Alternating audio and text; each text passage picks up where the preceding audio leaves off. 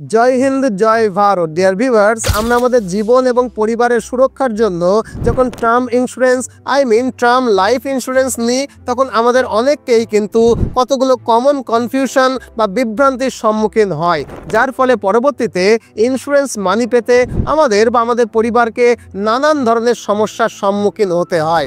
আজকের এই ভিডিওটাতে আমরা টার্ম ইন্স্যুরেন্স সম্পর্কে সেই A to Z সব কনফিউশনগুলোকেই একে একে দূর করব।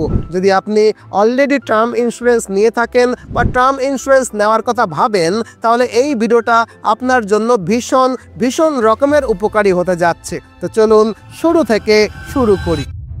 দেখুন, প্রথমেই আপনারা যারা জানেন না তাদের জানিয়ে রাখি যে টার্ম ইন্স্যুরেন্স হলো লাইফ ইন্স্যুরেন্সের সবচেয়ে খাঁটি এবং সবচেয়ে সরল রূপ। এটা একমাত্র পলিসি যে আপনার পরিবারের ভবিষ্যতের জন্য সম্পূর্ণভাবে আর্থিক সুরক্ষাকে প্রদান করে। জীবনে যদি কোনো অনাকাঙ্ক্ষিত ঘটনা ঘটেও যায়, তাহলে এই প্ল্যান কোটি টাকার কভারেজ দিয়ে আপনার পরিবারকে আর্থিকভাবে নিরাপত্তা দেয়। কিন্তু যখন আমরা আমাদের জীবন এবং পরিবারের নিরাপত্তার জন্য টার্ম ইন্স্যুরেন্স নিতে যাই, তখন অনেকেই কিন্তু কিছু সাধারণ বিভ্রান্তির সম্মুখীন হই, যার ফলে পরবর্তীতে ক্লেম করার সময় আমাদের বা আমাদের পরিবারের নানান সমস্যার সম্মুখীন হতে হয়। প্রথম কনফিউশন হলো, যেমন ধরুন, যখন আমরা টার্ম ইন্স্যুরেন্স নিই তখন দেখা যায় যে একই বয়সের দুটি ভিন্ন ব্যক্তির ক্ষেত্রে একই কোম্পানির একই ইন্স্যুরেন্স প্ল্যানের জন্য প্রিমিয়াম কিন্তু আলাদা আলাদা হয়ে যায়। উদাহরণস্বরূপ, একই টার্ম প্ল্যানের ক্ষেত্রে যখন আপনি প্রিমিয়াম ক্যালকুলেশন করলেন, তখন হয়তো প্রিমিয়াম এলো 4,000 টাকা বা তার থেকে একটু বেশি বা কম কিছু।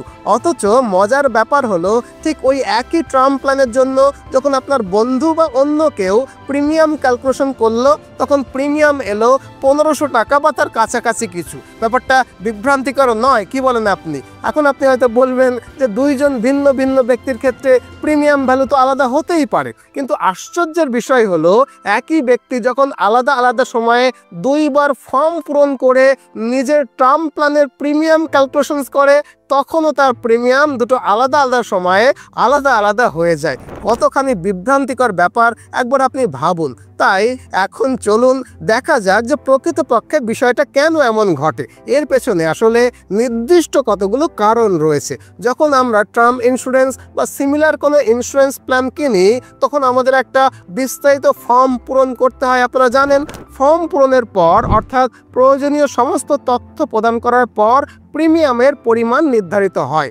এই ফর্মে বিভিন্ন ধরনের প্রশ্ন থাকে, যেমন ব্যক্তি ধূমপান করেন কিনা, মদ্যপান করেন কিনা, বা তামাকজাত দ্রব্য ব্যবহার করেন কিনা, ইত্যাদি ইত্যাদি। যদি ব্যক্তির এই সব অভ্যাস থাকে, তবে ফর্ম পূরণের পর যে প্রাথমিক প্রিমিয়াম, যেমন ধরুন 1,500 টাকা বা তার আশেপাশে শো করছিল, সেটা বৃদ্ধি পেয়ে প্রায় 4,000 টাকা বা কখনো কখনো তারও বেশি কিন্তু হয়ে যেতে পারে। অর্থাৎ সহজভাবে বললে, যারা তামাকজাত দ্রব্য ব্যবহার করেন তাদের বিমা প্রিমিয়ামের পরিমাণ কিন্তু তুলনামূলকভাবে বেশি হয়, এটা দেখা গেছে। বা যদি কেউ ধূমপান করেন, মদ্যপান করেন বা সিগারেট বেশি ব্যবহার করেন, তাহলে সাধারণত তাদের বিমা পরিকল্পনাগুলির প্রিমিয়াম তুলনামূলকভাবে বেশি হয়ে থাকে।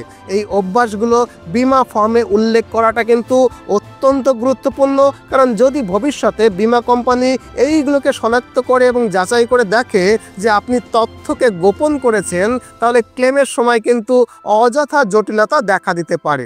অতএব যদি কেউ ধূমপান বা মদ্যপান করেন, তবে তা পূর্বেই স্পষ্টভাবে জানানোটা কিন্তু আবশ্যক।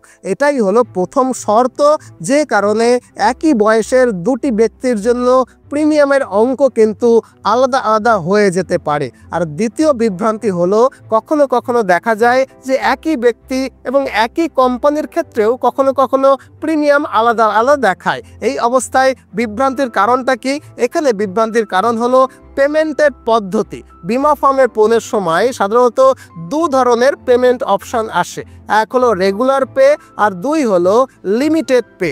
রেগুলার পে পদ্ধতিতে প্রিমিয়াম তুলনামূলকভাবে কম থাকে, যেমন মাসিক প্রায় 1,500 টাকা বা তার আশেপাশে। তবে প্রদানের সময় কিন্তু এক্ষেত্রে দীর্ঘ হয়, যেমন 30 থেকে 40 বছর পর্যন্ত আপনাকে প্রিমিয়ামের ভ্যালুটা জমা করতে হয়। কিন্তু অন্যদিকে লিমিটেড পে পদ্ধতিতে প্রিমিয়াম তুলনামূলকভাবে বেশি হয়, প্রায় 4,000 টাকা বা তার কাছাকাছি বা তার বেশি কিছু, কিন্তু এখানে প্রদানের সময়টা কিন্তু অল্প হয়। এটি স্বল্প সময়ের জন্য সীমিত থাকে। আর এই দুটি পেমেন্ট পদ্ধতির কারণেই একই ব্যক্তি এবং একই বিমা কোম্পানির একই ইন্স্যুরেন্স প্ল্যানের প্রিমিয়াম কিন্তু আলাদা আলাদা হয়ে যায়।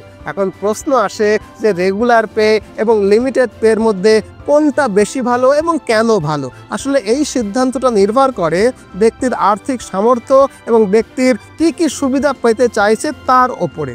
তথাপিও অ্যানালিটিক্যাল পয়েন্টস অফ ভিউ থেকে বলা যায় যে টার্ম ইন্স্যুরেন্স গ্রহণের ক্ষেত্রে যত কম প্রিমিয়াম প্রদান সম্ভব সেটি তুলনামূলকভাবে অনেক বেশি কার্যকর, কারণ প্রিমিয়াম কম হলে ব্যক্তিগত সঞ্চয় বা ব্যয়ের ওপরে চাপ কম পড়ে, অথচ বিমা সুরক্ষাটা কিন্তু একই রকমভাবেই বহাল থাকে।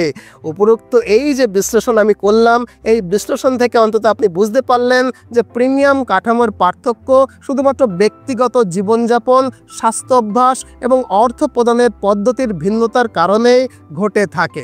আশা করি এই অবধি খুব ভালোভাবেই বিষয়টা বোঝা গেল।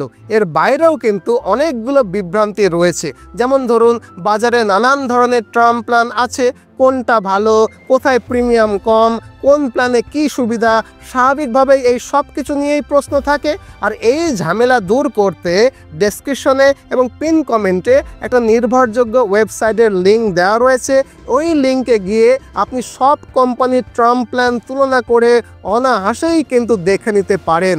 মাসে মাত্র 400 থেকে 500 টাকা থেকেই কোটি টাকার কভারেজ কিন্তু পাওয়া যায়, আর কম বয়সে নিলে প্রিমিয়াম কিন্তু আরও কম পড়ে। যাই হোক, এই অবধি আপনারা নিশ্চয়ই বুঝতে পারলেন। তবে আরেকটা কনফিউশন আছে, অনেকেই মনে করেন যে টার্ম ইন্স্যুরেন্স করলে কেবলমাত্র মৃত্যুর পরই টাকাটা ফেরত পাওয়া যায় বা টাকা পাওয়া যায়। আসলে যদি কেউ রেগুলার টার্ম প্ল্যান নেয় তবে সত্যিই মৃত্যুর পরেই নির্ধারিত অর্থ পরিবারকে দেওয়া হয়। তবে যদি কেউ চায় যে জীবিত অবস্থায় অর্থাৎ প্ল্যানের মেয়াদ পূর্ণ হওয়ার পর নিজের প্রদত্ত টাকাকে ফেরত পাবেন, তার জন্যও কিন্তু বিশেষ ধরনের বেশ কিছু প্ল্যান রয়েছে। যেমন ধরুন return of premium term plan, 100% return of premium at low cost কিন্তু এখানে হয়ে থাকে। এই ধরনের প্ল্যানে টার্ম ইন্স্যুরেন্সের মেয়াদ শেষ হওয়ার পর বা নির্দিষ্ট কিছু পরিস্থিতিতে অর্থ কিন্তু ফেরত পাওয়া যায়। তাছাড়া অনেক ক্ষেত্রেই দেখা যায় যে কারো টার্ম ইন্স্যুরেন্স আছে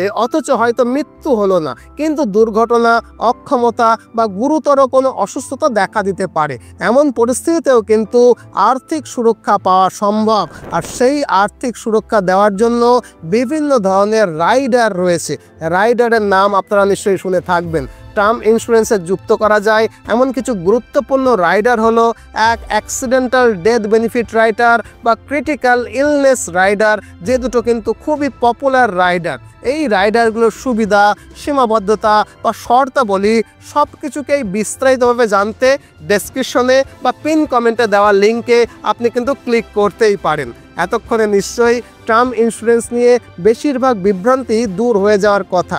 তবু যদি আপনার কোনো বিভ্রান্তি থাকে বা প্রশ্ন থাকে তাহলে অনায়াসেই কমেন্ট বক্সে কমেন্ট করে কিন্তু জানাতে পারেন। এগুলো ছাত্রছাত্রী এবং দর্শকদের প্রত্যেকের জন্যই কিন্তু ভীষণ ভীষণ রকমের উপকারী, কারণ এতে ইন্স্যুরেন্স, ফিনান্সিয়াল প্ল্যানিং এবং টার্ম প্ল্যানের বাস্তব প্রক্রিয়া সম্পর্কে পরিষ্কার ধারণা পাওয়া যায়। মনে রাখবেন, ডেসক্রিপশনে দেওয়া লিঙ্কে গিয়ে সমস্ত বিশ্বস্ত ইন্স্যুরেন্স কোম্পানির প্ল্যানকে একসাথে তুলনা করে দেখতে পারবেন এবং অনলাইনে 15% পর্যন্ত ডিসকাউন্টও কিন্তু প্ল্যানে আপনি পেয়ে যেতে পারেন। যাই হোক, আপনার এবং আপনার পরিবারের ভবিষ্যৎকে সুরক্ষিত করতে দেরি না করে এখনই ডেসক্রিপশন এবং পিন কমেন্টের লিঙ্কে ক্লিক করে আপনি নিশ্চয়ই দেখে নেবেন।